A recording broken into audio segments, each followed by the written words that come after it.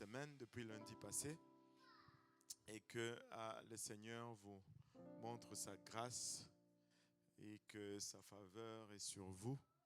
Et c'est bon que de se retrouver encore dans notre étude. Le mois de janvier vient de finir. Donc on a passé un peu notre mois de consécration. Là, on rentre un peu dans nos routines. Donc, on va être régulièrement comme ça chaque lundi, à moins que le pasteur Yannick décide différemment. On est bon, on est bon, on est bon. Alléluia. Gloire au nom de Jésus. Le Seigneur est bon, n'est-ce pas? Alléluia. On a commencé à parler un peu de la naissance de l'Église. Amen. Et n'êtes-vous pas content d'être dans l'Église? Et en tout cas, je ne sais pas pour vous, mais moi, je suis très content d'être dans l'Église. L'Église n'est pas parfaite. Amen. Et l'Église ne sera jamais parfaite. Une des raisons pourquoi l'Église n'est pas parfaite, vous êtes en train de la regarder là. Moi, je suis dedans. Et je ne suis pas encore parfait. Et le Seigneur travaille encore sur moi. Mais il y a une dizaine, une quinzaine de raisons pourquoi l'Église n'est pas parfaite ici. C'est parce que nous sommes dedans. Et j'ai entendu, ça c'est un vieux dicton, c'est un ancien prédicateur là qui prêchait, qui disait devant sa congrégation que si vous trouvez une église parfaite, allez là-bas. Ne venez pas ici parce que ici, cette église n'est pas parfaite. Et puis il s'est ravisé. Il dit, en fait, si vous trouvez une église parfaite, n'y allez pas parce qu'une fois que vous allez là-bas, vous allez la rendre imparfaite parce que vous n'êtes pas parfait. Au fait, si vous trouvez une église parfaite, elle va être vide. Il n'y aura personne là-dedans parce que du temps qu'une personne rentre là-dedans, ça devient imparfait. L'église est née le jour de la Pentecôte. Avez-vous, je ne sais pas pourquoi je parle de ceci, tant qu'à faire, je vais plonger jusqu'au fond. Avez-vous déjà lu les épîtres? Les épîtres sont écrites aux églises pour corriger les problèmes qu'il y avait dans les églises à l'époque, là, dans les années 50, 60. Et vous voyez les problèmes qu'il y avait là-dedans. Vous êtes content d'être dans l'église aujourd'hui. Anyway, alléluia. On a vu comment l'église est née le jour de la Pentecôte. On a vu un peu qu'est-ce qui caractérisait cette église. L'église est née dans le feu. Amen. L'église est née dans le feu et nous devons être dans le feu. Alléluia. Et tu sais, l'église doit être vivante. Allô? L'église doit être vivante. Si tu viens à l'église, si tu t'endors, il faut que ça soit parce que tu es extrêmement fatigué, pas parce que le service est plate. Allô? Alléluia. Et le service, l'église doit être vivante, doit être active, doit être intense.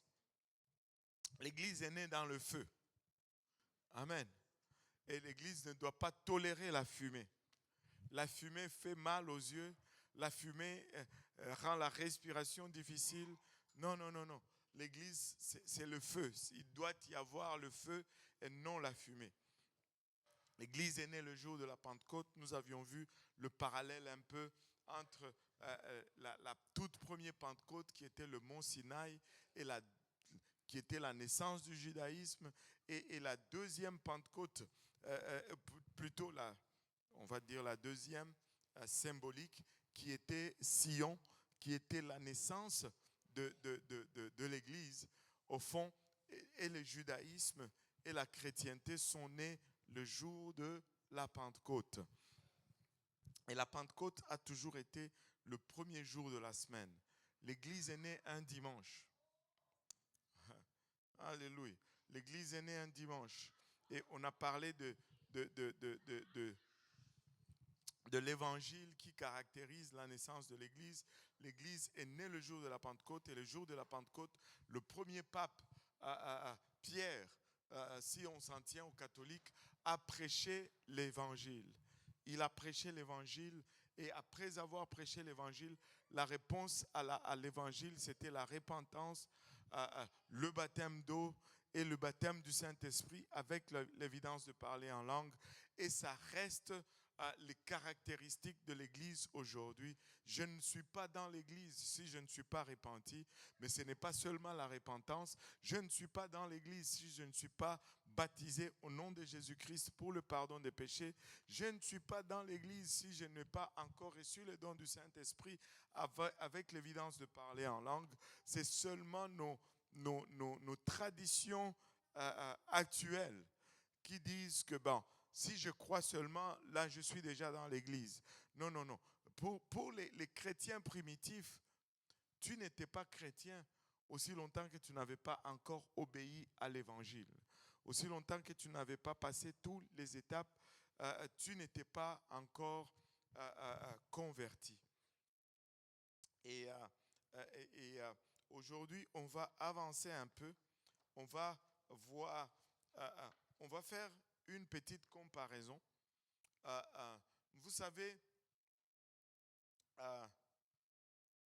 Paul ne faisait pas partie des disciples qui ont suivi Jésus-Christ. Paul n'a pas marché avec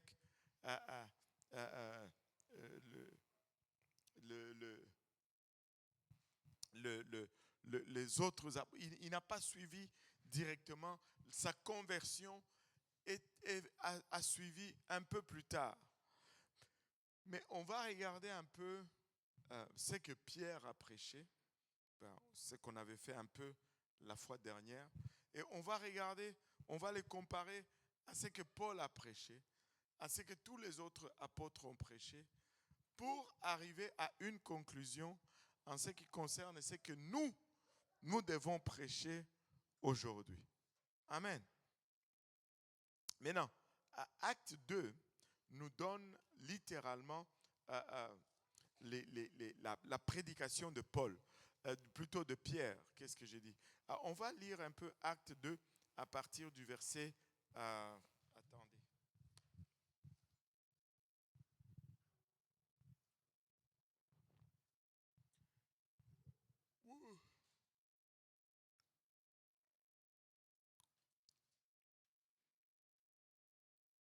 Le mois de février, c'est compliqué. Hein?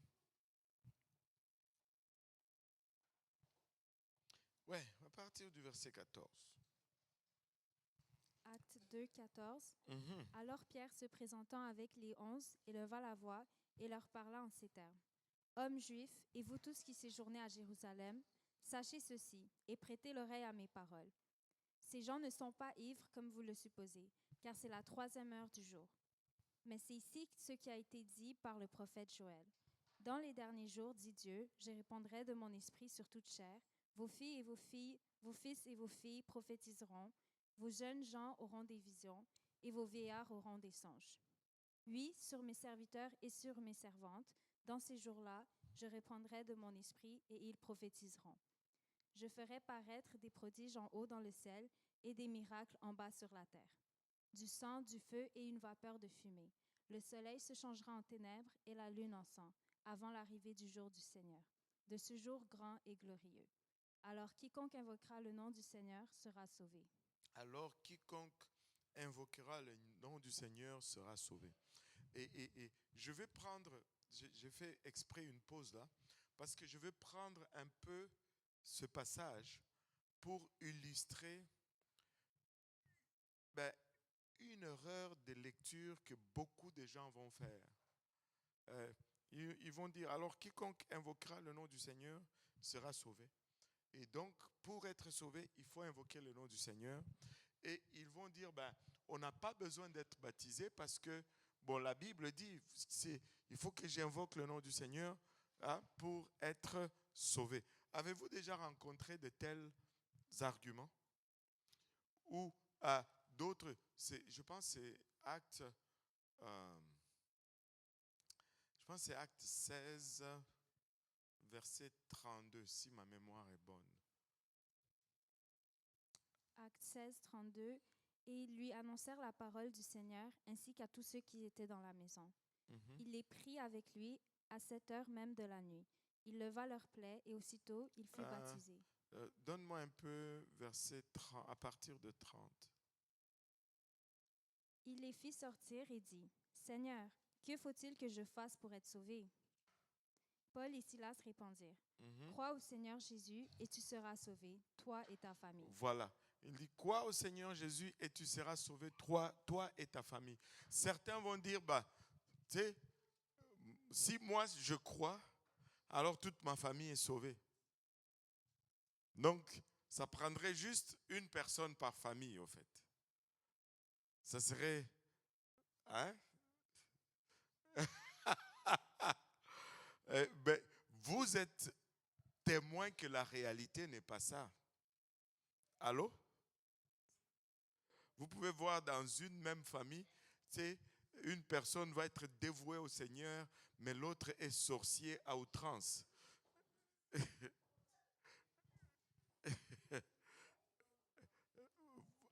Vous avez déjà vu ça, non? Oui? Oui? Vous êtes timide aujourd'hui. Qu'est-ce qu'il y a?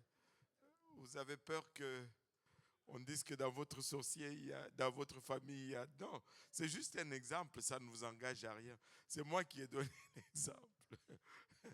Alléluia. Donc, ce sont des choses qu'on va vivre. Tu sais, des fois, tu sais, le mari est sauvé, la femme ne veut rien savoir.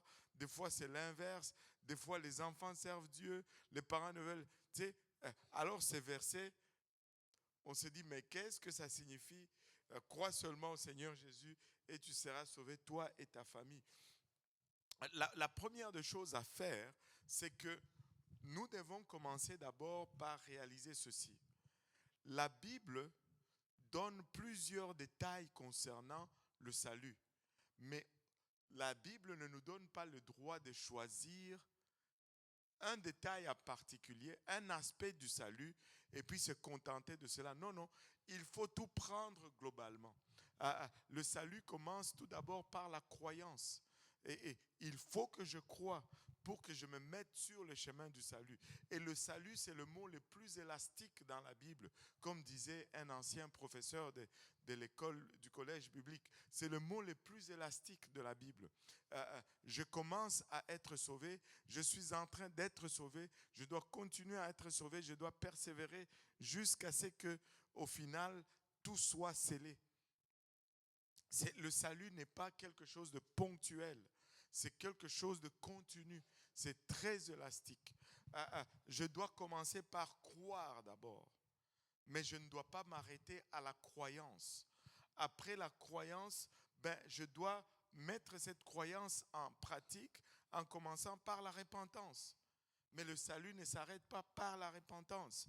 Le salut va demander le baptême d'eau au nom de Jésus-Christ pour le pardon de mes péchés. La Bible nous dit dans Marc 16, 15 et 16 que cette bonne nouvelle doit être prêchée. Lis-le d'abord. Marc 16, 15 et 16. Puis il leur dit, Allez par tout le monde et prêchez la bonne nouvelle à toute la création. Celui qui croira et qui sera baptisé sera sauvé. Celui qui croira et qui sera baptisé sera sauvé. C'est cette même Bible qui nous dit, crois seulement et tu seras sauvé. Mais à cette place, il nous dit, celui qui croira et qui sera baptisé sera sauvé. Cette même Bible va nous dire aussi, repentez-vous. Si vous ne vous repentez pas, vous périrez tous dans vos péchés. Donc, ce n'est pas un buffet chinois ou un buffet continental ou un buffet congolais. Est-ce qu'il y a des buffets congolais? Oui. Si tu vas chez, comment ça s'appelle? Bébé Goût, des fois, ils font des buffets là-bas. Alléluia. Il y a un buffet congolais. Bébé Goût. Amen. Est-ce qu'il y en a qui connaissent la chèvre de Bébé Goût? Oh, c'est la... Oh là là là là là. C'est la meilleure chèvre en ville. Anyway, revenons. On voit qu'on est dans la semaine des jeunes. Aïe, aïe, aïe. Ce n'est pas un buffet quelconque où tu payes un prix et tu manges ce que tu veux. Non, non, non, non. Il faut avoir un régime équilibré, il faut prendre tous les groupes alimentaires du salut, si je peux me permettre ces termes-là. Et tu dois croire, tu dois te repentir. Après la repentance, tu dois à être baptisé au nom de Jésus-Christ pour le pardon des péchés. Mais après le baptême, tu n'es pas arrivé, ce n'est pas fini. Le baptême est conditionnel au salut. C'est lui qui croira et qui sera baptisé. Relis-le-moi un peu, Esther. Celui qui croira et qui sera baptisé sera sauvé. Avez-vous remarqué le choix de mots là? Il ne dit pas celui qui croira ou. Il dit et.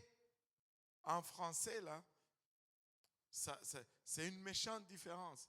Je n'étais pas bon en français, mais je peux connaître la différence. C'est quoi les ou et les et? Ce sont des conjonctions, des coordinations ou de quelque chose. Ne me retournez pas à l'école, je vais juste faire une étude biblique. Ce sont des conjonctions de quelque chose qui relient à deux idées. Et si tu utilises et, les idées sont complémentaires. Mais si tu utilises ou, les idées sont interchangeables.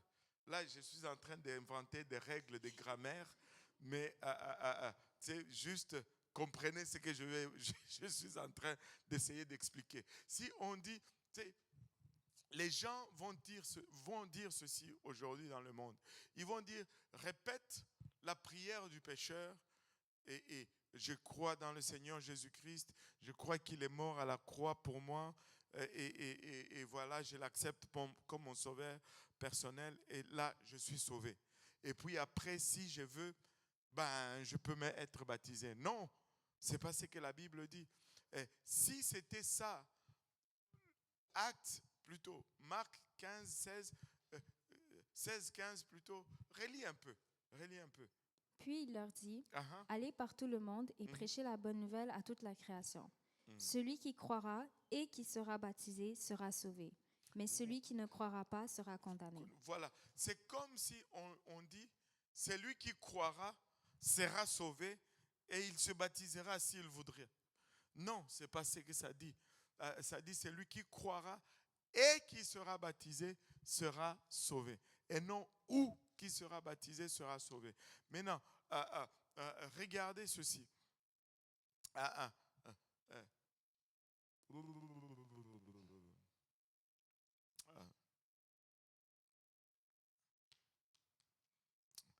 Lis-moi Actes 2, 38. On allait y arriver, mais bon, je vais anticiper et puis on va revenir.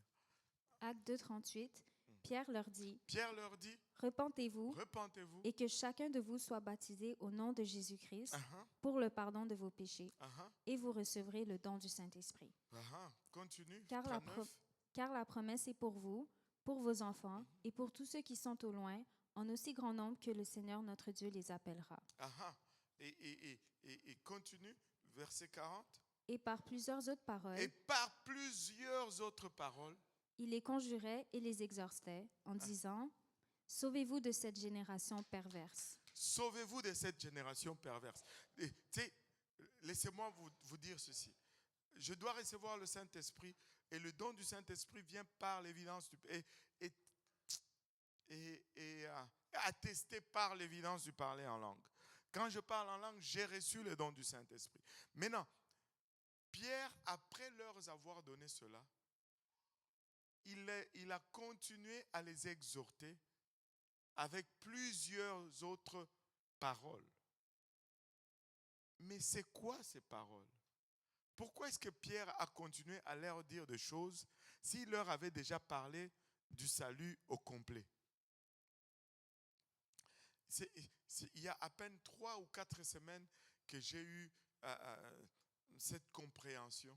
Au fond, ne pensez pas que je suis hyper spirituel. Je suivis un enseignement. Amen. Il faut être enseignable. Il faut écouter beaucoup. Mais écoutez les bonnes personnes, les gens qui enseignent les bonnes choses. N'écoutez pas n'importe quoi. Moi, j'ai toujours des standards d'écoute. Si la personne n'enseigne pas l'unicité, s'il ne prêche pas l'évangile, s'il ne prêche pas la sanctification, je ne veux pas écouter, peu importe combien bon orateur tu es. Parce que ça ne sert à rien. Allô? Ce sont mes 3 principes là, de sélection de gens que j'écoute. Point final. Si ces 3-là ne sont pas là, je me demande, mais tu enseignes pourquoi? Pour amuser la galerie? Non, pas du tout. Alors, tu sais, la clé se trouve dans le fait qu'il dit, relis un peu le verset, le verset 40, oui. Et par plusieurs autres paroles, Et par plusieurs autres paroles, il les conjurait il les conjurait et les exhortait. et les exhortait, et puis il disait, Sauvez-vous de cette génération. sauvez-vous. Wow, regardez, est-ce que nous nous sauvons nous-mêmes? Nous sommes sauvés par l'évangile. Dieu nous dit que c'est lui qui nous sauve. Allô? Nous sommes sauvés par l'obéissance à l'évangile. Mais il y a une autre partie. C'est notre responsabilité. Et c'est quoi cette responsabilité? La sanctification. Hébreux 12, 14. Recherchez la paix avec tous Uh-huh. et la sanctification, Uh-huh. sans laquelle personne ne verra le Seigneur. Sans laquelle personne ne verra le Seigneur. Et celui qui ne voit pas le Seigneur, là, il n'est pas sauvé. Donc, le salut, ce n'est pas seulement, ça ne s'arrête pas avec le baptême du Saint-Esprit. Et c'est pourquoi Pierre ne s'est pas non plus arrêté avec le baptême du Saint-Esprit. Il a continué à les exhorter parce que nous devons, après cela, marcher dans la sanctification. Et puis, après, nous devons persévérer. Tu sais, la Bible nous dit, celui qui persévérera jusqu'à la fin, celui-là sera sauvé. Wow. C'est élastique. Donc, ne vous laissez pas induire en erreur par juste quelque chose de ponctuel et là, vous soulagez votre conscience. Non, non, non. On n'est pas dans les affaires de soulagement de conscience. On est dans l'affaire de plaire à Dieu. Et si tu veux plaire à Dieu, tu vas rechercher cette parole parce que c'est sa parole et tu vas chercher à t'aligner avec la parole. Aujourd'hui, il y a eu des gens qui sont venus à installer le tapis, un tapis sur une plateforme qu'on a construite à l'église de l'Est. Et c'était il y en a un qui parlait grec.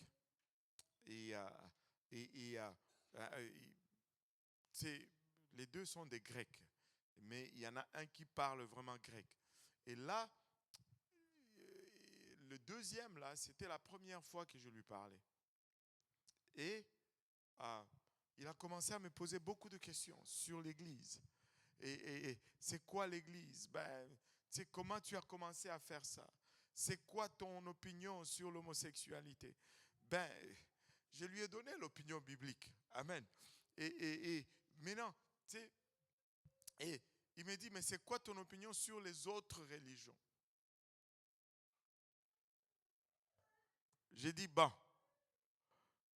mon opinion, c'est celui-ci. Mon opinion, c'est que nous tous, nous avons tort. Seule la Bible a raison. Et que nous devons nous appliquer en tant que religion de nous aligner le plus possible à la parole de Dieu. Si on n'est pas aligné à la parole de Dieu, on est en train de gaspiller le temps. Donc, je n'ai pas à me comparer avec une autre religion. Je dois me comparer avec la Bible et les autres aussi doivent se comparer avec la Bible et d'essayer de la suivre le plus possible.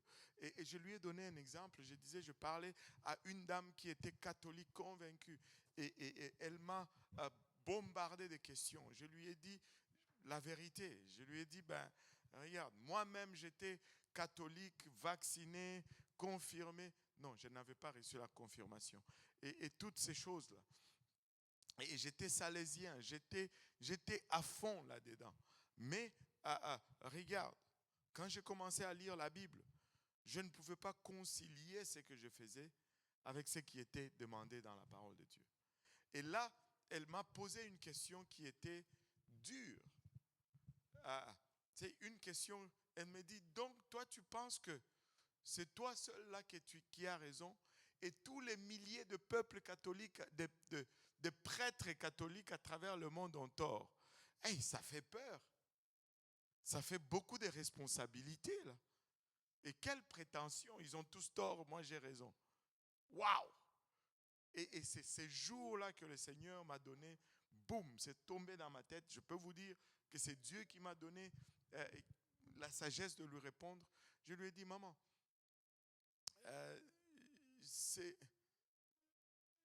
je lui ai dit, ce n'est pas, je ne pense pas que c'est ça la bonne approche. Je lui ai dit, si tu nous compares, moi et les catholiques, tu risques de ne jamais trouver la vérité, au fait. Parce que eux, ils confessent que la Bible, c'est la référence. Moi, je confesse que la Bible, c'est la référence. Si tu veux vraiment savoir la vérité où se trouve, et je crois que tu cherches sincèrement à connaître la vérité.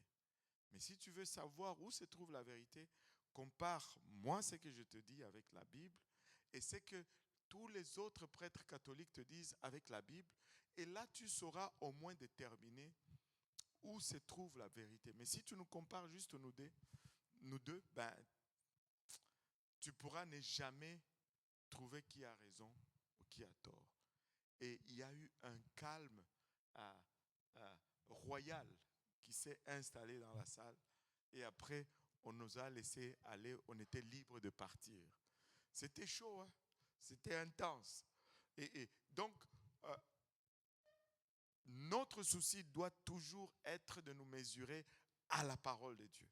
Et c'est pourquoi nous explorons la parole de Dieu. Et c'est pourquoi nous faisons la lecture de la parole de Dieu quand nous énonçons des choses. Amen.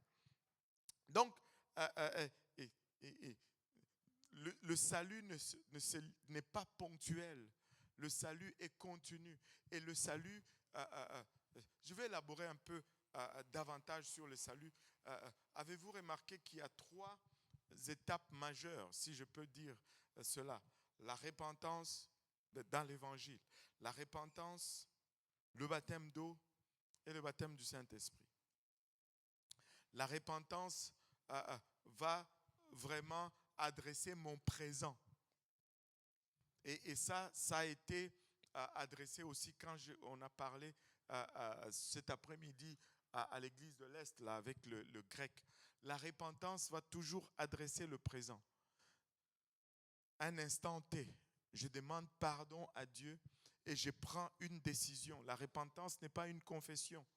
La repentance est très différente de la confession. Et la Bible nous parle de la repentance. La confession, j'ai toujours utilisé ces vieux films.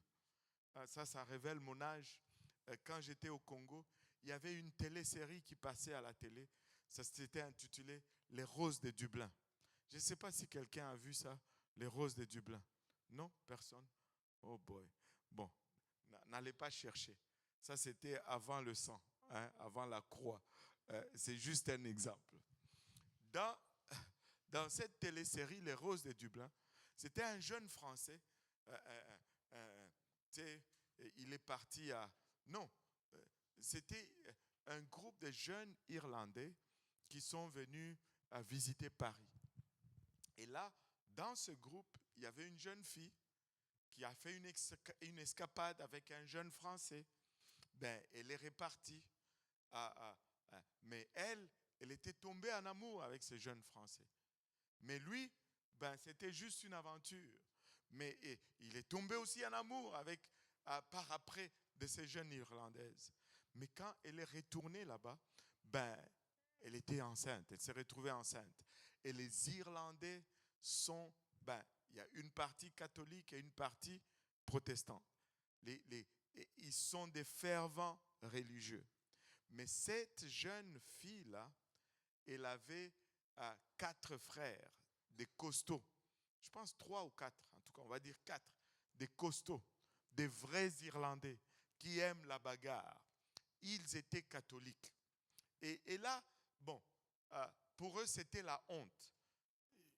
La fille a accouché, le petit garçon avait maintenant 10, 11 ans ou 12 ans, alors que le jeune Français maintenant se décide de retourner à Dublin et d'aller chercher cette jeune fille-là avec qui il avait eu une aventure. Il retourne là-bas, il commence à chercher, il va dans les villages. Et là, quand il arrive dans le village, les frères de la fille sont prêts à rosser, à tabasser ces jeunes hommes. Mais étant fervent catholique, ils ne savaient pas c'était quoi la pénitence, c'est pour avoir rossé cet homme qui avait diffamé leur famille. Mais pour savoir s'ils devaient le faire, ils sont allés d'abord à l'église. Ils vont d'abord, ils se concertent, ils disent, bon, allons d'abord à l'église. Ils vont à l'église, ils entrent dans le confessionnal, ils disent, ben, pardonnez-nous mon Père, car nous avons péché. Et là, le prêtre, il dit, ben, qu'est-ce que vous avez commis comme péché? Ah, monsieur le curé, nous avons commis 2 péchés graves. Et il dit, ben, c'est quoi le péché? Il dit, vous connaissez l'histoire de notre famille. Vous savez que les jeunes Français sont venus rôder ici et en tout cas, on l'a tabassé, on l'a rossé, on l'a laissé pour mort là dans le champ. Et là, le prêtre dit, ben, en tout cas, ce n'est pas la chose à faire, mais il faut dire aussi que le jeune Français, il n'a pas volé quand même. Ah oui, mon père, il n'a pas volé. Et là, il dit, ok, vous allez réciter, je ne sais pas, 7, je vous salue Marie, 5, notre Père, et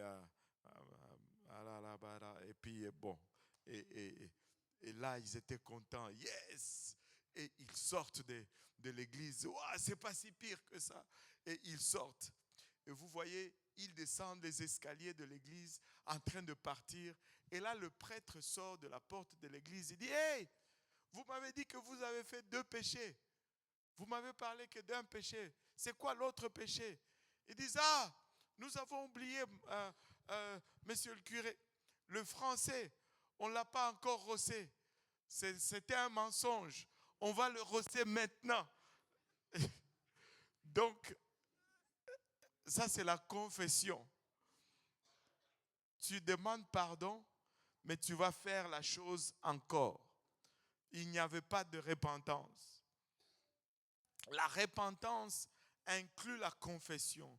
C'est-à-dire, tu confesses à Dieu et tu demandes pardon, mais tu prends une décision de ne plus refaire la chose. Le mot repentance vient du grec métanoi qui veut dire un demi-tour, une volte-face, un virage à 180 degrés. Je ne veux plus refaire ces choses.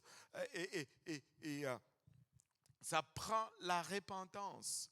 Et la repentance va adresser le moment. Tu sais, je suis désolé, je suis attristé, mais je prends également la décision de changer de direction.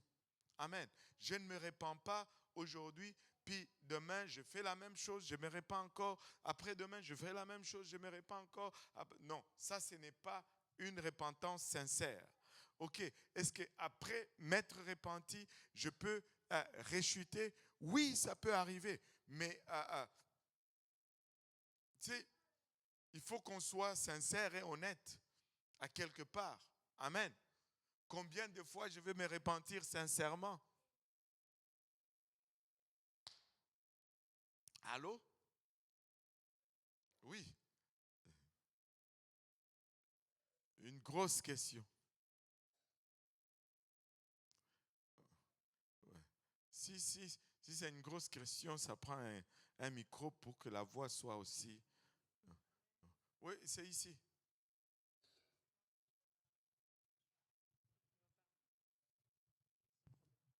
OK. Je me suis fait poser comme question. Ma mère est décédée à l'hôpital. Je lui ai dit la prière du salut. Mhm. Elle a accepté. Mhm. Mais ça, c'est la personne qui m'a dit ça. Et Mais bon, là, elle n'a pas été baptisée. OK. Fait que, dans le fond, elle n'est pas vraiment sauvée. OK. Mais Et la question? Mais la question, c'est ça. C'est oui, elle a accepté avec la prière du salut, comme tu as dit tantôt. OK. Mais, mettons, elle a 70 ans, là. Mhm. Puis, et son lit de mort. Oui. Puis qu'on lui a prêché l'Évangile juste là. Bon, Qu'est-ce qui arrive? c'est ça un peu le point. Parce que, d'abord, la première des choses, c'est celle-ci. Ce n'est pas ni moi, ni toi, ni elle qui décide qui est sauvé ou qui n'est pas sauvé. Oui, mais la Bible a dit non. Oui, il n'y a pas de mais. Ça, c'est un fait carré, là.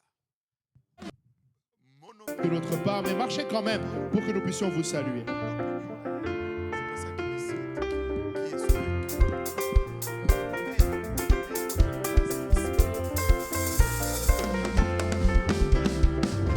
Oh mon Dieu qui est bon comme toi. Personne. Oh mon Dieu qui est bon comme toi. Personne. Maître des cieux, maître de la terre, à toi la gloire pour l'éternité. Oh mon Dieu qui est bon comme toi. Oh mon Dieu qui est bon comme toi. Maître des cieux, maître de la terre, à toi la gloire pour l'éternité. Oh mon Dieu qui est bon comme toi. Oh mon Dieu qui est bon comme toi. Oh mon Dieu qui est bon comme toi. Maître des cieux, maître de la terre, à toi la gloire pour l'éternité.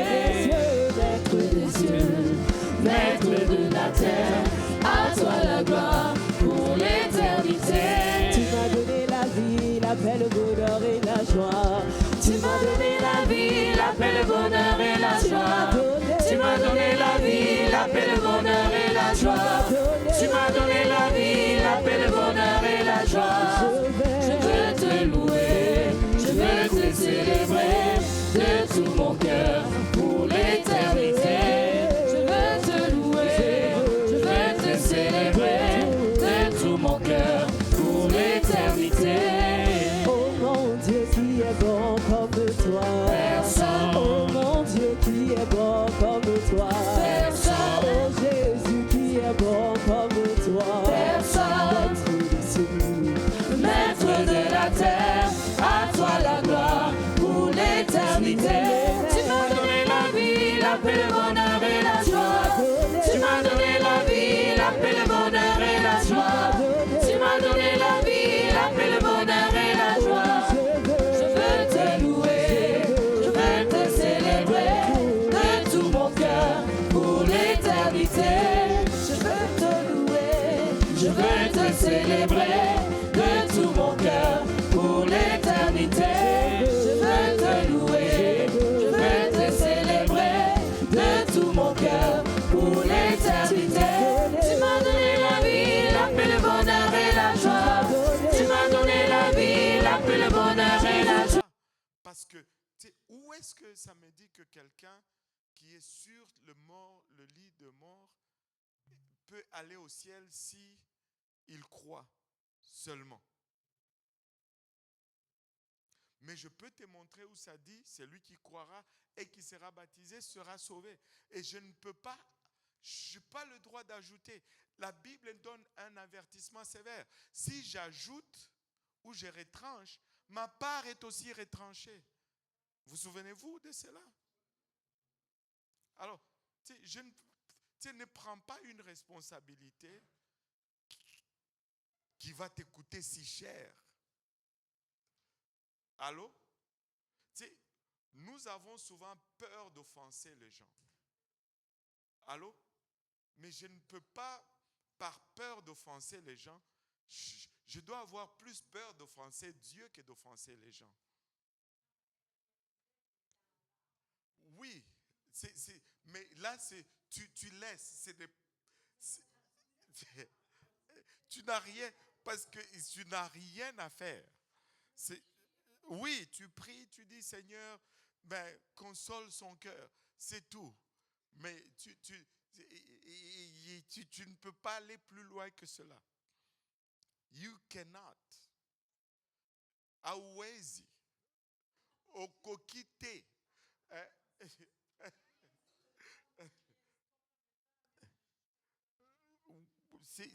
Et l'autre chose que moi je trouve tellement dommage, tellement triste, c'est celle-ci.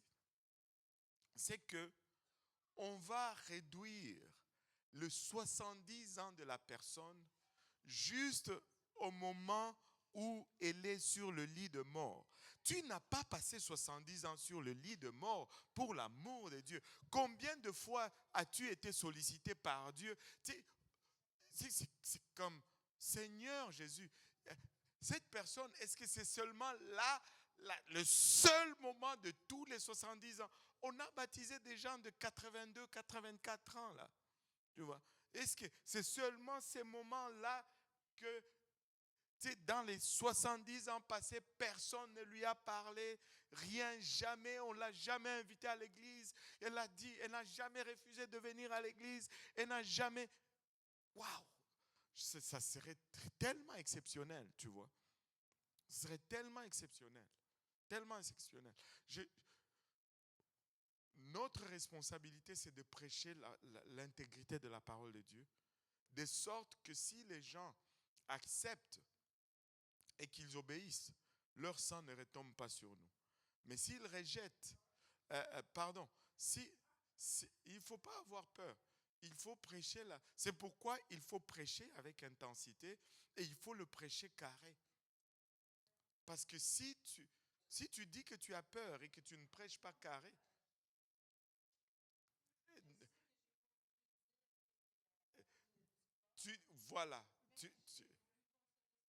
tu consoles, il y a de la place pour consoler son cœur sans altérer la parole de Dieu.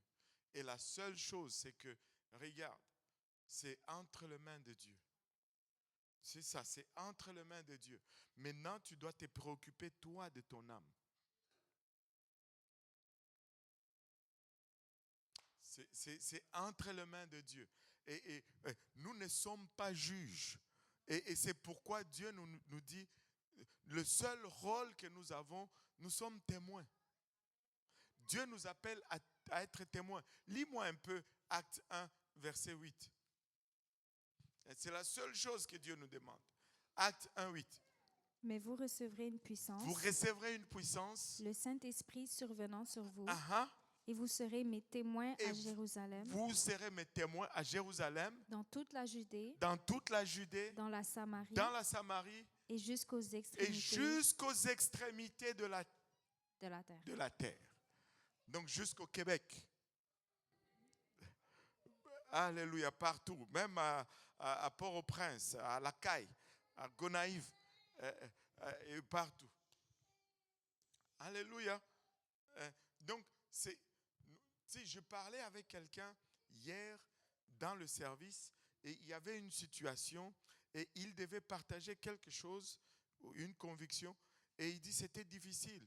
Il dit parce que c'est là où c'est l'affaire d'offenser.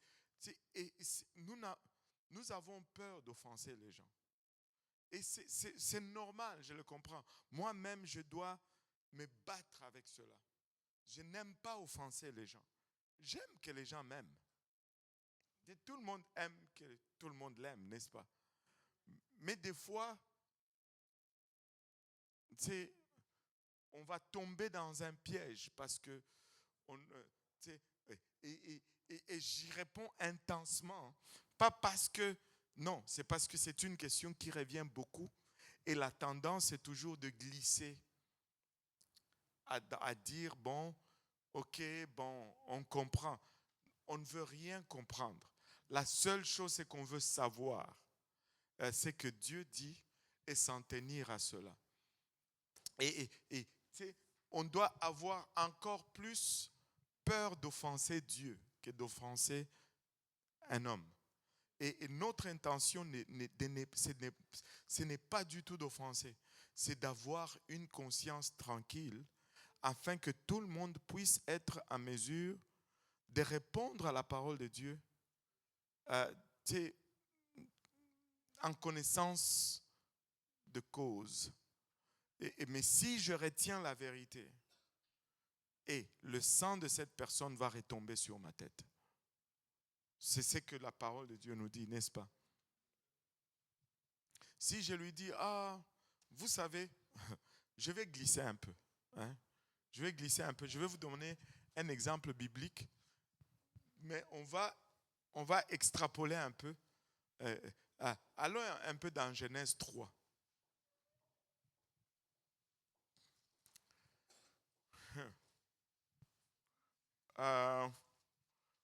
Bon, ok, on va lire 1 à 4. Genèse 3, 1 à 4. Le serpent était le plus rusé de tous les animaux des champs que l'Éternel Dieu avait fait. Il dit à la femme, Dieu a-t-il réellement dit, vous ne mangerez pas de tous les arbres du jardin? La femme répondit au serpent, nous mangeons du fruit des arbres du jardin. Mais quant au fruit de l'arbre qui est au milieu du jardin, Dieu a dit, vous n'en mangerez point et vous n'y toucherez point, de peur que vous ne mouriez. Alors le serpent dit à la femme, vous ne mourrez point. On a assez de matière là. La première question à se poser là, pourquoi est-ce que le serpent n'est pas allé s'adresser à l'homme, il est allé s'adresser à la femme?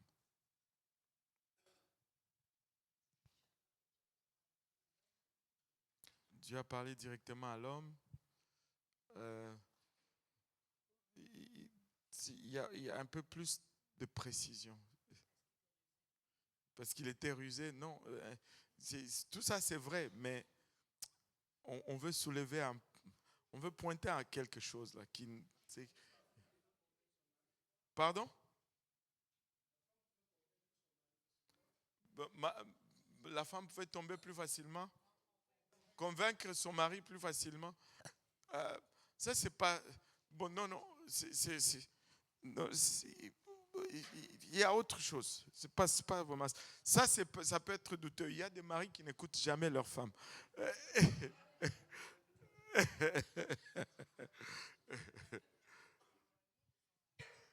Non, le mari il était auprès d'elle. La femme ne connaissait pas la parole. Bon, ça commence à être chaud, mais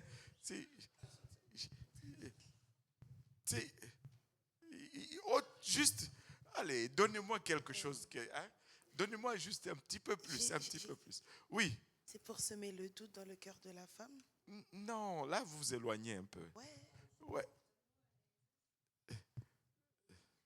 Est-ce que c'est parce que Dieu avait donné l'ordre à l'homme Adam et non à Ève? Bon, ça a été dit, mais ça fait partie de la réponse. Mais on doit aller plus loin que ça. C'est ce que tu allais dire. Parce que Dieu avait dit à l'homme de cultiver et garder le jardin. Non, là vous vous éloignez un peu. Ok, je vais m'exposer. Voilà. Tu sais, le début de la réponse, c'est que quand Dieu a donné l'ordre, la femme n'était pas encore créée. Dieu a donné l'ordre à la femme, plutôt à l'homme. Mais l'homme, c'est lui qui a transmis l'ordre de Dieu à la femme.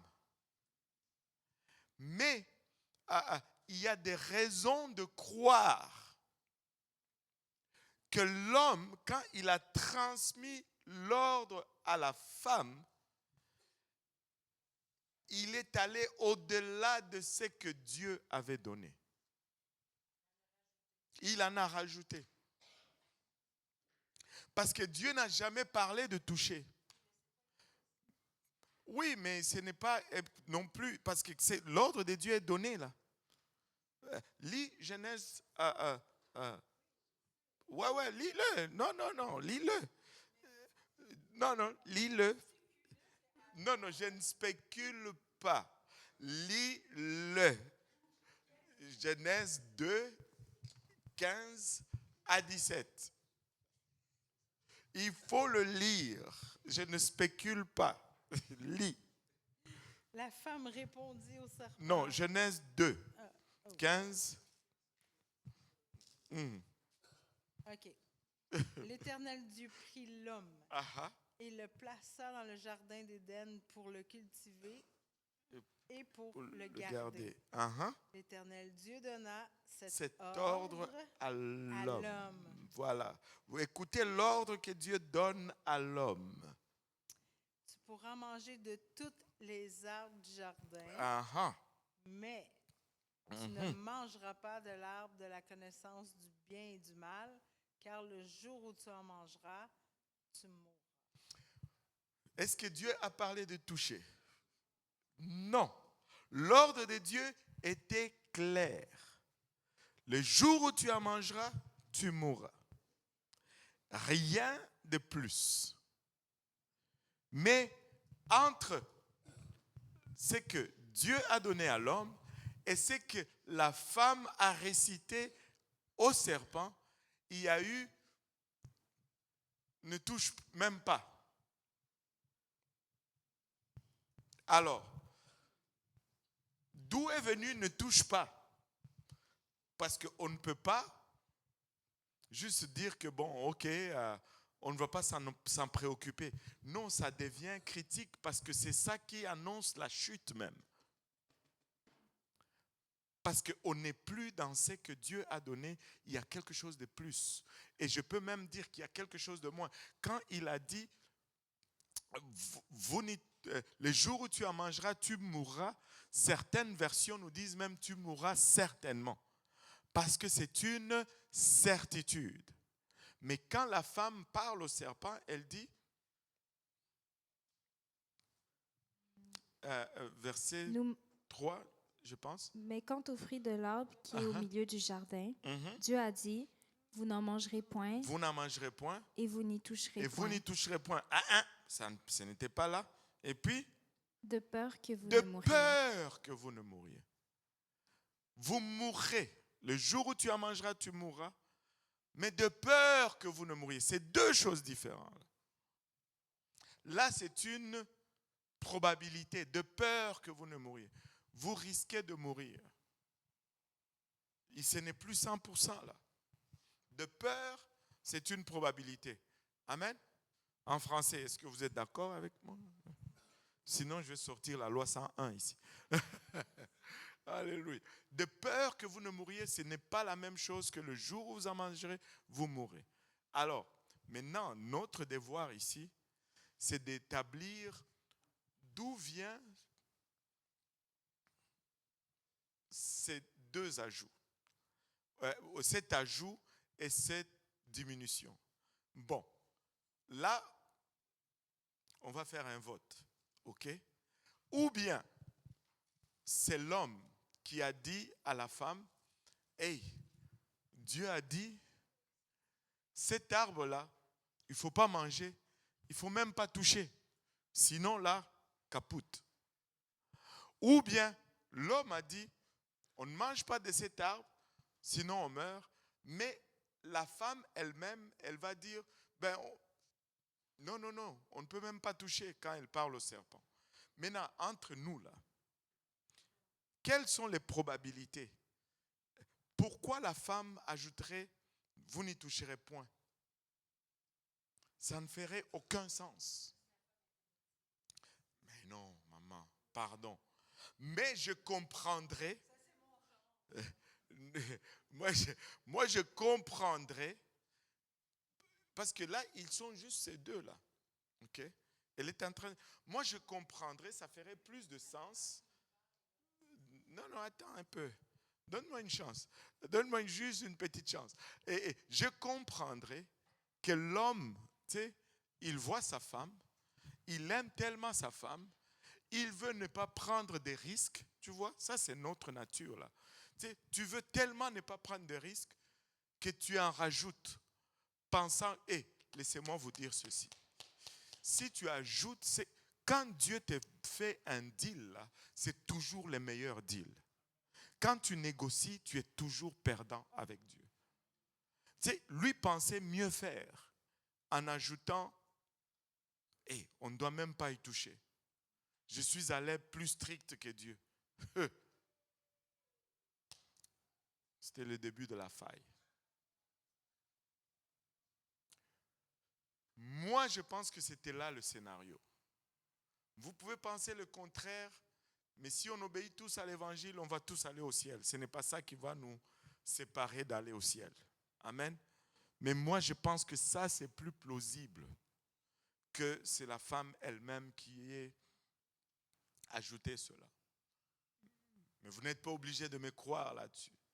Si vous croyez seulement l'évangile et que vous vivez une vie de sainteté, on va se retrouver là-bas et là, Dieu nous fera voir le film. On verra, finalement, c'était la femme elle-même qui avait ajouté, vous voyez. Bon, mais on sera déjà là-bas tous ensemble. Amen. Personne ne va perdre son salut là-dessus. Ce n'est pas salutaire. Mais l'effet d'ajouter, c'est l'effet d'être j'allais parler en anglais, d'essayer de surprotéger, a créé l'effet contraire de ce qui était supposé être. On ne peut pas améliorer ce que Dieu a fait. C'est pourquoi dans ce cas-là, il faut s'en tenir juste à la parole. On ne peut pas améliorer ce que Dieu a fait. C'est parce qu'en essayant peut-être de ne pas offenser quelqu'un, tu peux même s'aimer une sémence dans la personne. Moi, je connais des gens qui croyaient dur comme fer, mais aujourd'hui, et très souvent, c'est quand ça vient nous toucher personnellement, quand on perd un parent, un proche, et là, on commence à remettre en question la parole de Dieu. Ça, c'est pas la chose à faire. C'est pas la chose à faire. Cette parole ne changera pas. Elle ne va pas jamais changer. Elle ne va jamais changer. On doit prêcher l'entièreté de la parole avec amour, avec compassion, avec condescendance. Est-ce que c'est le mot?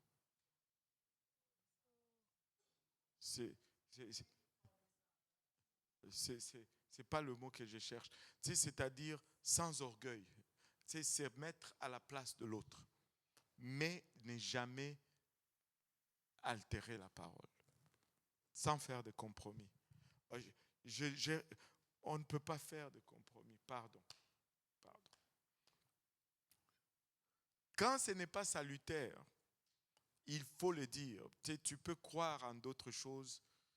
Il y a ces choses sur lesquelles on peut avoir deux opinions et on va aboutir à la même place. Mais il y a certaines choses.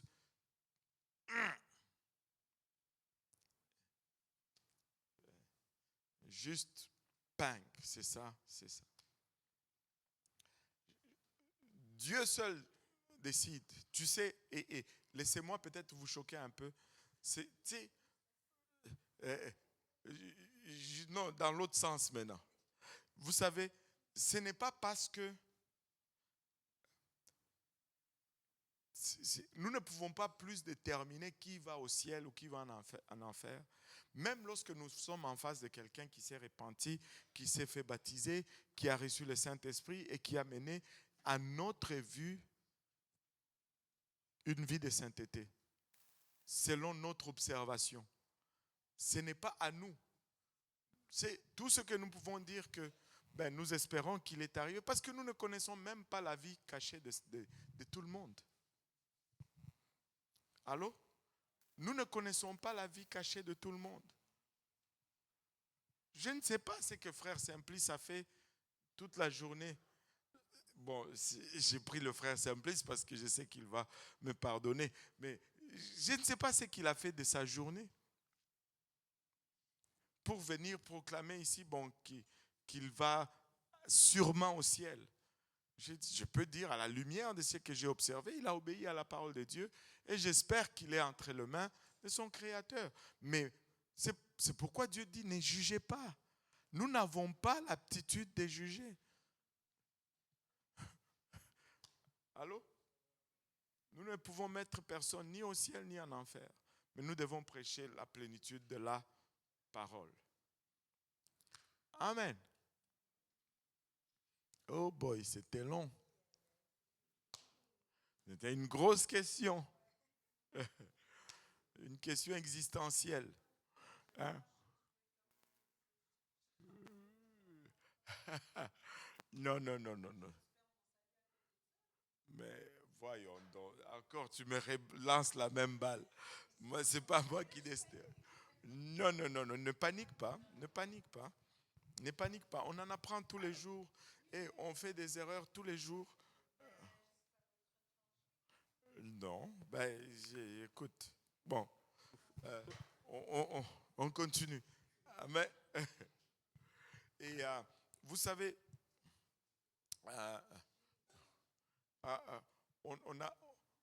on est appelé à prêcher, à partager la parole de Dieu, à le faire avec amour, avec compassion, avec empathie. C'est sympathie ou empathie, je ne sais pas. Oh, les Français aussi, c'est compliqué cette langue. Chez nous, on dit le français, c'est comme la viande de l'éléphant. Tu en manges un peu, tu en laisses aux autres. Tu ne peux pas tout finir toi-même. Alléluia. Et donc, c'est la Bible qui détermine comment nous allons être sauvés. Et le salut, ce n'est pas quelque chose de ponctuel, c'est quelque chose d'élastique. C'est quelque chose d'élastique. Tu sais, juste un petit argument, un point d'argument avant d'avancer davantage. Tu sais, on parlait un peu du baptême qui est conditionnel au salut.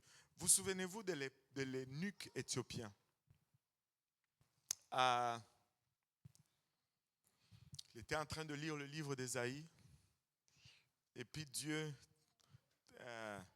téléporte Philippe qui vient, qui lui explique ces choses. Et puis, quand il voit de l'eau, l'eunuque éthiopien pose la question à Philippe. Voici l'eau. Qu'est-ce qui m'empêche d'être baptisé? Et sur ce, ils ont arrêté le char et Philippe et l'eunuque éthiopien sont descendus dans l'eau et l'eunuque éthiopien a été baptisé. Après que l'eunuque éthiopien a été baptisé, Dieu a enlevé Philippe littéralement. Amen. Amen. Maintenant, si le baptême n'était pas essentiel,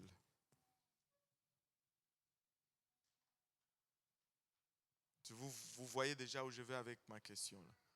Pourquoi Dieu téléporterait, ferait 2 téléportations? Pourquoi est-ce qu'on arrêterait le chariot? Allô? Je dois être baptisé au nom de Jésus pour le pardon de mes péchés. Le baptême fait partie intégrale du salut. Si le baptême du Saint-Esprit n'était pas partie intégrale du salut, vous rappelez-vous des Samaritains? Actes chapitre 8.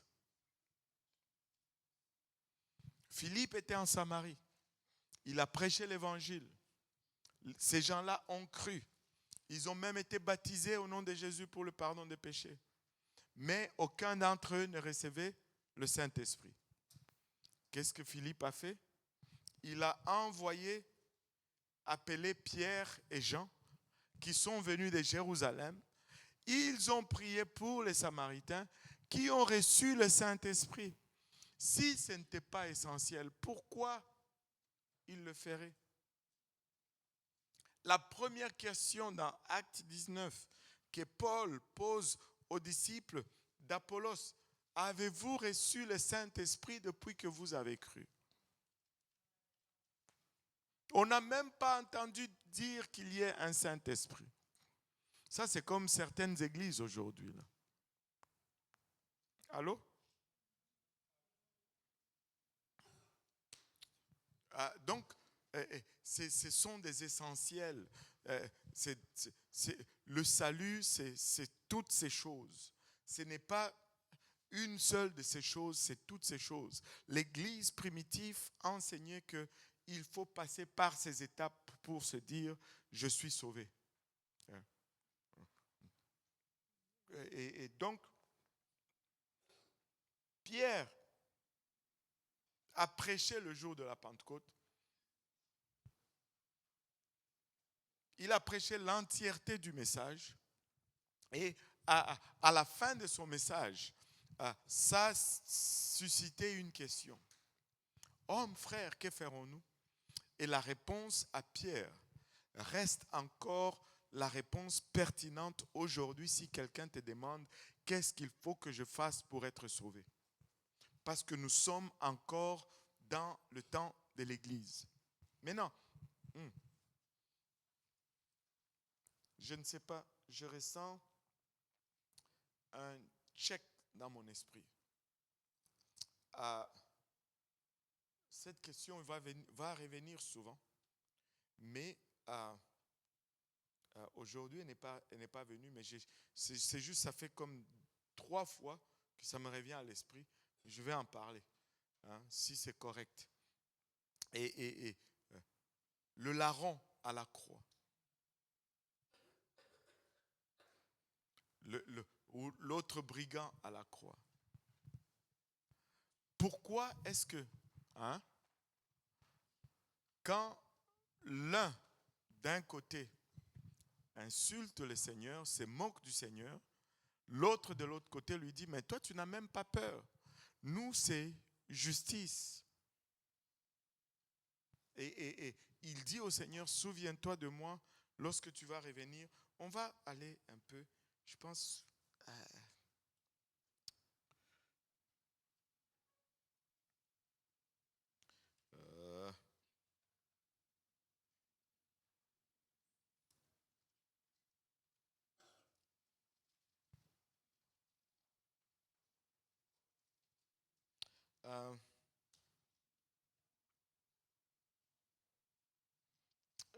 Luc 23, 39 à 43. On va le lire là. Luc 23, 39 à 43. L'un des malfaiteurs crucifiés l'injuria, disant, « N'es-tu pas le Christ? Sauve-toi toi-même et sauve-nous. » Mais l'autre le reprenait et disait, « Ne crains-tu pas Dieu, toi qui subis la même condamnation? Pour nous, c'est justice, car nous recevons ce qu'ont mérité nos crimes. Mais celui-ci n'a rien fait de mal. » Et il dit à Jésus, « Souviens-toi de moi quand tu viendras dans ton règne. » Jésus lui répondit, « Je te le dis en vérité, aujourd'hui tu seras avec moi dans le paradis. » Waouh! Lui, il n'était pas sur son lit de mort, mais sur sa croix de mort. Et là, il a reçu le salut instantanément comme ça. Parce que là, Jésus lui-même lui dit, « Je te l'ai dit aujourd'hui, tu seras avec moi au paradis. » Ce passage a été la raison de beaucoup de débats. Cet homme est-il sauvé? Oh que oui, il est sauvé. Parce que Jésus l'a dit, personne ne peut oser mettre les dires du Seigneur en doute. Amen. Est-ce qu'on est d'accord au moins que il est sauvé? Oui, ok. Maintenant, il y a eu un débat. Est-ce que cet homme allait au paradis le même jour ou allait au paradis plus tard? Et selon ceux qui croyaient une chose ou une autre, il déplaçait la virgule. Il y en a qui disaient, je te l'ai dit, le verset 43, Jésus lui répondit, je te le dis en vérité, virgule, aujourd'hui tu seras avec moi dans le paradis. Ça veut dire qu'il allait être là aujourd'hui dans le paradis. D'autres déplaçaient la virgule juste un mot plus loin. Je te l'ai dit en vérité aujourd'hui, virgule. Ce que je suis en train de te le dire, je te le dis aujourd'hui. Tu seras avec moi au paradis dans un temps qui n'est pas déterminé. Allô? Juste une virgule, on peut donner deux sens au même passage. Mais le point, c'est que en grec ou en araméen que Jésus parlait ou en hébreu qu'il parlait, il n'y a pas de virgule. Donc la phrase se dirait, je te l'ai dit en vérité, aujourd'hui tu seras avec moi dans le paradis. Et on ne sait pas si c'est maintenant, si c'est plus tard.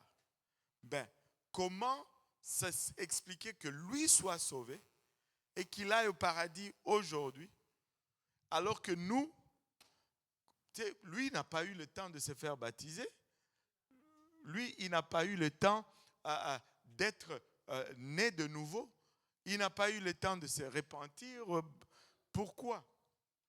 Ben, la réponse à cette question, c'est qu'il faut déterminer d'abord c'est quelle loi qui s'applique sur la personne. C'est comme si je disais aujourd'hui, bon, j'ai commis des péchés, je vais aller acheter 10 brebis, je vais le faire examiner par un sacrificateur, et puis je vais aller les offrir pour le pardon de mes péchés. Et vous tous ici, vous allez me dire, ça ne marche pas, n'est-ce pas? J'espère. Allô? Vous allez me dire, non, ça ne marche pas. Sur quelle base allez-vous me dire cela? Vous allez me dire que nous sommes dans la nouvelle alliance, n'est-ce pas? Allô? Lui, cet homme, il était encore dans l'ancienne alliance. Pour que l'alliance change, il faut que d'abord les testataires meurent, mais même après la mort du testataire, il faut que l'alliance ou le testament soit activé par un juge. Amen. Et le jour de l'activation du testament, c'était le jour de la Pentecôte. L'Église est née le jour de la Pentecôte. La nouvelle alliance a été effective le jour de la Pentecôte. C'est à partir du jour de la Pentecôte que le plan du salut n'était plus le même. Donc lui, il était sous l'ancienne alliance. Et sous l'ancienne alliance, il était en face du juge. Tu sais, aujourd'hui, si tu es devant le juge, et regarde, est-ce qu'il y a déjà quelqu'un qui a déjà eu une contravention, qui est allé devant le juge, il a plaidé et le juge a annulé sa contravention? Alléluia. Pourquoi? Parce que c'est le juge. Et Jésus est le juste juge. Il a le pouvoir d'annuler une sanction.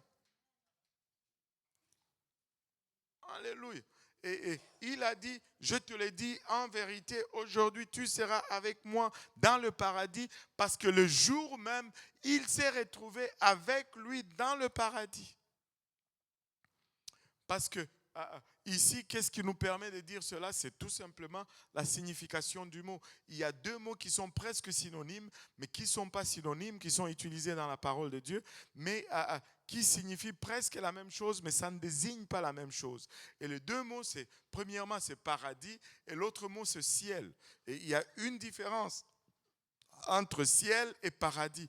Paradis vient du mot paradisos, qui signifie toujours un lieu sur terre, mais un lieu, alléluia, où la loi de Dieu règne. Vous êtes tous familiers du premier paradis. Adam et Ève n'étaient pas au ciel, ils étaient au paradis. C'était un lieu où Dieu règne, il n'y a pas de douleur, il n'y a pas de fatigue, on est dans un état parfait. Sur terre. Mais là, c'était sur cette terre encore. Là. Il y avait encore sur cette terre un lieu où ceux qui vivaient pour Dieu après leur mort, ils allaient attendre dans un état parfait, sans douleur, sans tristesse. Ils étaient en attente.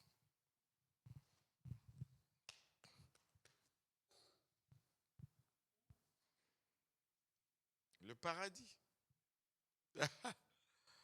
Oh Seigneur Jésus. Et c'était tous ceux qui sont morts avant Jésus-Christ et qui étaient pesés justes. Ils allaient dans le paradis, qu'on appelle, le livre de Luc l'appelle le Saint d'Abraham.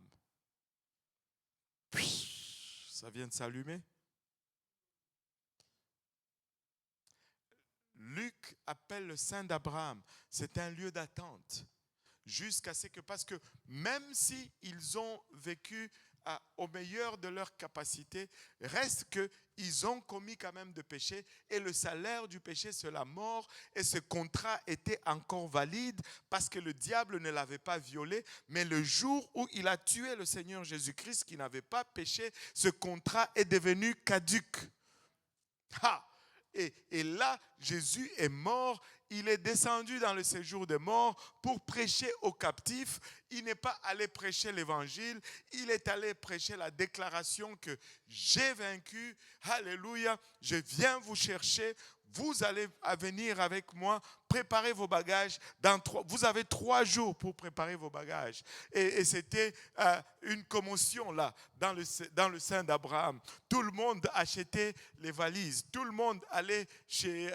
comment ça s'appelle encore la place où on vend les valises là? Il y a une place où on vend les valises là. Anyway, ça c'est moi. Alléluia. Ils ont préparé leur bagage. 3 jours après, bang, le Seigneur, quand il est ressuscité, la Bible nous dit que lorsqu'il est élevé, il amène avec lui ou il attire avec lui des captifs. Il a pris tous ses âmes. Il est monté avec eux au ciel. Alléluia. On va revenir là-dessus un peu plus en détail la semaine prochaine, mais essayons, donnez-moi juste le bénéfice du doute. On va revenir là-dessus en détail la semaine prochaine. On va aller voir le livre de Luc, on va aller voir où vont les morts et ainsi de suite. Amen. Alléluia. Mais revenons un peu au sujet d'aujourd'hui. Pierre a prêché l'intégrité du message et nous sommes appelés aussi à prêcher l'intégrité du message. Nous ne sommes pas appelés à déterminer. Il a prêché la repentance. Le premier pas, oui, une question? Vous avez dit que vous allez nous donner une leçon sur la sanctification. Oui, mais il faut qu'on finisse d'abord ça. La sanctification, c'est long. Et là, j'espère que vous allez continuer à m'aimer quand je vais vous enseigner la sanctification. Hein? Je vais le faire avec amour, avec douceur. Mais même avec amour et douceur, des fois, c'est amer à avaler. Et là, au lieu on s'en prend souvent aux facteurs qui amènent le courrier. Imaginez-vous un peu, imaginez-vous un peu, quand on change ou on ajoute un peu, ou on retranche à la parole de Dieu, imaginez-vous un peu les facteurs qui vous amènent votre lettre, il ouvre, il modifie un peu les choses là-dedans et puis il vous amène. Allez-vous être content? Ou votre colis d'Amazon, là, il ouvre un peu, il enlève 2-3 choses et puis... Non, on ne peut pas être de tels facteurs. Allô? Il faut livrer les colis en entier. Il ne faut pas décacheter ces lettres-là. Là. Hein? Allô? Oh Seigneur Jésus.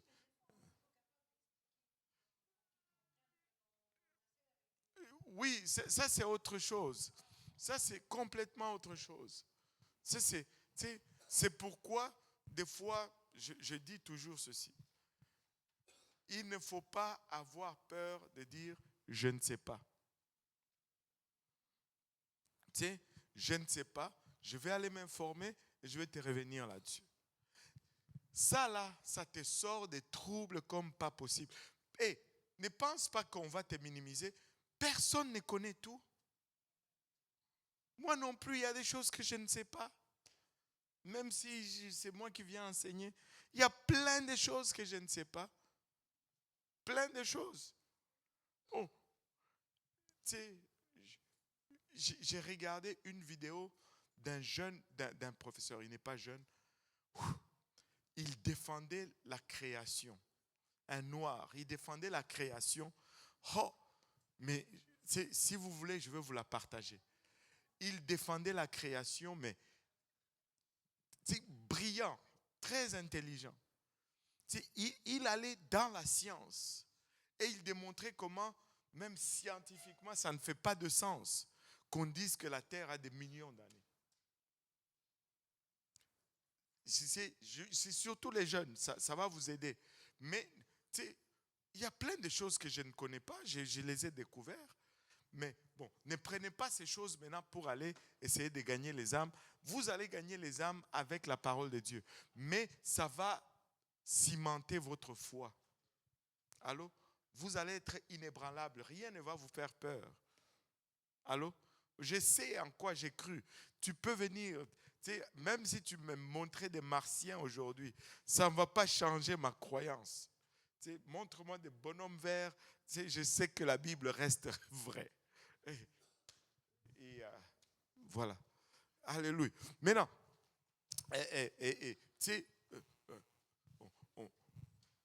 nous devons prêcher les mêmes choses que les apôtres ont prêché. Nous devons prêcher les mêmes choses. Nous devons annoncer les mêmes choses que les apôtres ont prêché.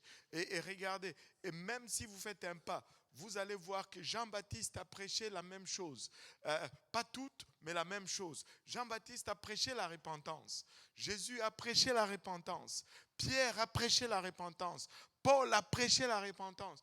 Ils n'ont jamais altéré le message, mais plus vous avancez, ils vont ajouter sur le message, mais pas ajouter de leur propre gré, mais comme Dieu révélé, parce que les révélations sont venues un petit peu à la fois, un petit peu à la fois, un peu à gauche, précepte sur précepte, mais ils sont restés dans la parole de Dieu.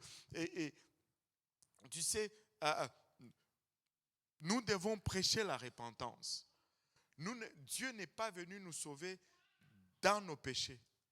Il est venu nous sauver de nos péchés. On ne peut pas être sauvé et rester dans les péchés. On doit sortir d'une vie de péché. On doit faire un demi-tour. On doit détester, haïr le péché. On doit s'éloigner du péché.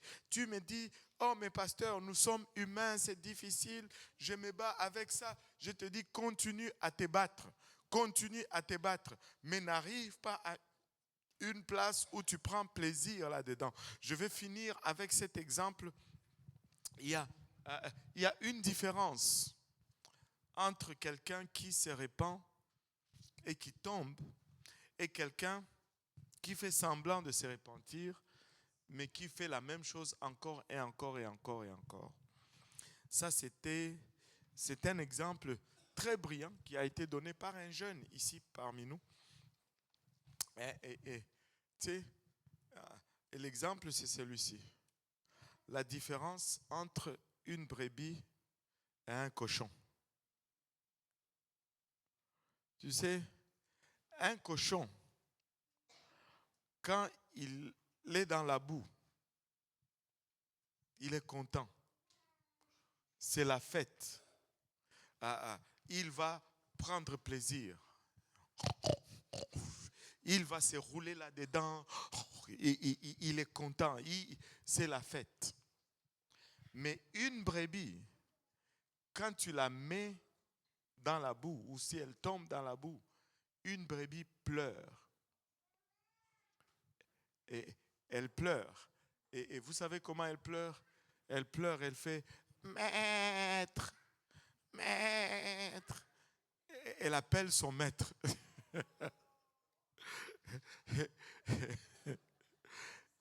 Et elle crie vers son maître.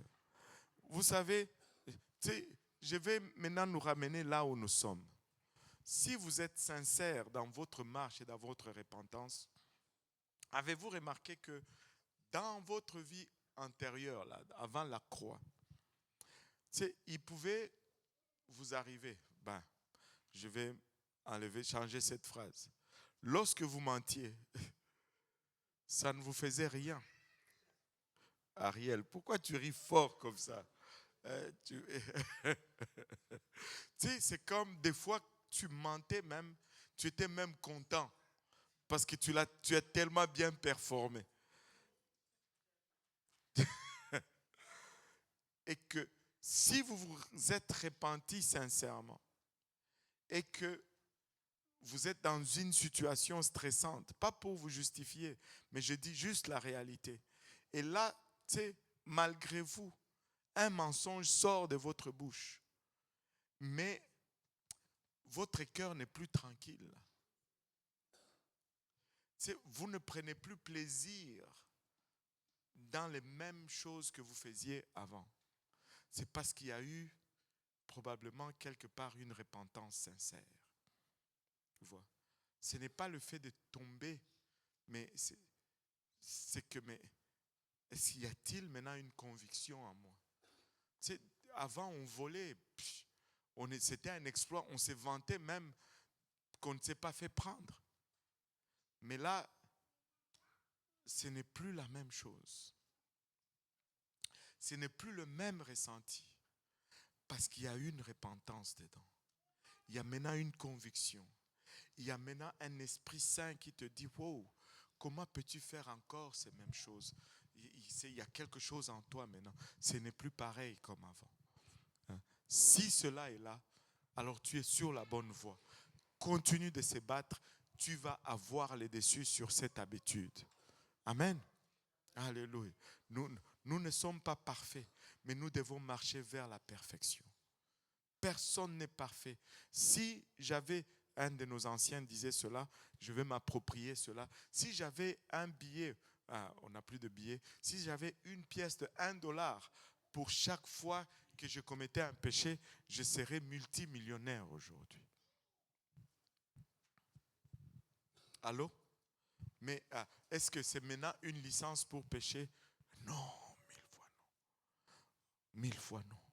On doit presser vers l'avant. On doit travailler sur toi, sur soi, jour après jour. On va toujours lutter de sorte que demain, on soit meilleur qu'on était aujourd'hui. On doit aspirer à ça. Amen. Est-ce qu'il y a des questions par rapport à aujourd'hui?